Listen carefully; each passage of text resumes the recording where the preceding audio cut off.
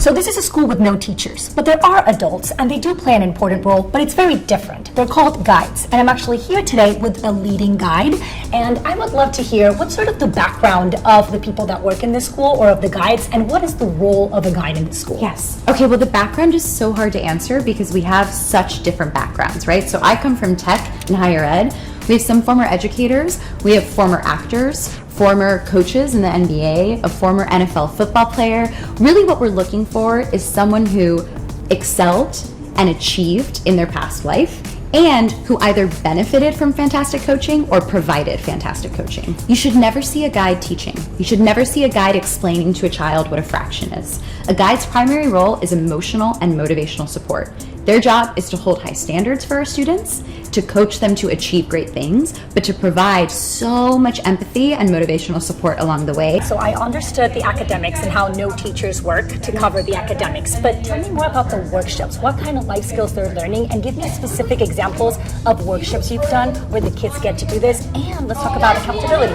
How do you know that the kids are achieving certain goals? Like, how do you measure or how do you assess the skills that they're learning in workshops? Yes. Okay, so workshops are our afternoon time. Great thing about 2-hour learning is you do all of your academics before noon, which means our entire afternoon is free for workshops. We come up with new workshops every academic session, which is about every 6 to 8 weeks. And workshops will focus on a life skill and a sub-skill. So we might have a workshop focused on teamwork, and the sub-skill is trust building. Or a workshop focused on critical thinking, and the sub-skill is breaking codes and understanding cryptography.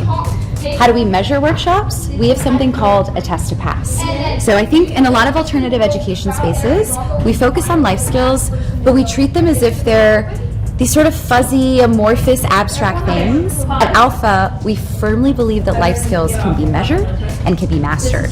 So our test to pass is an objective measure that a student has mastered a life skill.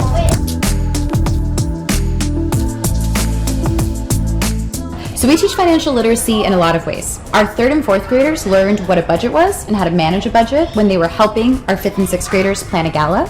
Our 5th and 6th graders are also responsible for planning a family trip once a year where they actually have to come up with a budget and then track their spend and compare what they actually spend with their estimated budget. Well, the great thing about Alpha is that our model is so personalized that if a student wants to do something, we can probably figure out how to do it. So we had 5th and 6th graders who requested more hands-on science experiments. So we actually approached it from the perspective of a life skill. What life skill are you learning? And we decided learning to learn, which is teaching yourself and doing research, could be worked into that. So they had to choose a science experiment, research on their own why it worked and how it worked, and if they were able to write that up and explain it to me in a way that made sense, then they got to try the hands-on experiment. So we always want kids to learn from failure. Failure is fuel for success, but our youngest students actually have a fail button. Every one of them has an individual fail button that is on the table when they're doing their work, and every time they get a question wrong in the apps, they hit the button and everyone in the room cheers and celebrates, which just feels like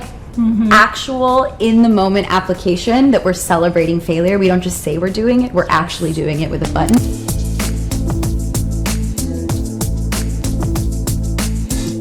Alright, so after touring the school, I can see what the hype is about. It's a very exciting place. The biggest thing that jumped out was that the kids really seemed to enjoy their time here.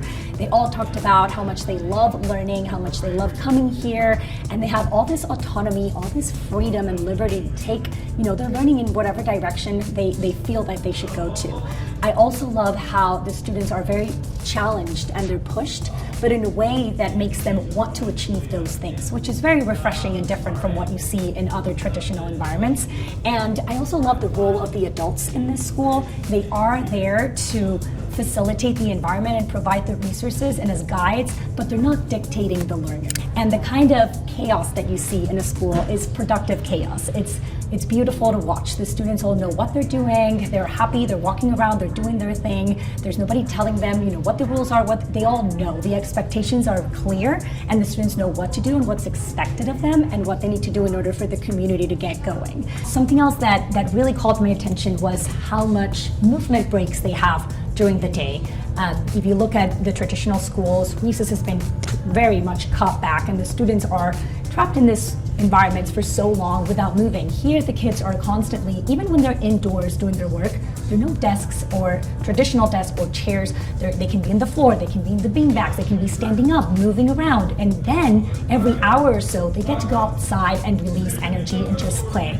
So really, they get those mental breaks and that movement that we know kids need in order to develop. So that has been wonderful to watch. So now I understand how this no teacher thing works. The kids are learning twice as fast through these apps that are personalized. They do get the support when they need it, but it's not over support like you see in traditional setting. And you can see then the role of the adult is what it's supposed to be, right? They're coaches that help the kids one-on-one to talk about the things they're learning about, to ask the right question, to make sure they motivate them to keep on going and redirect them if they need redirection. And that's what the role of the adult should be.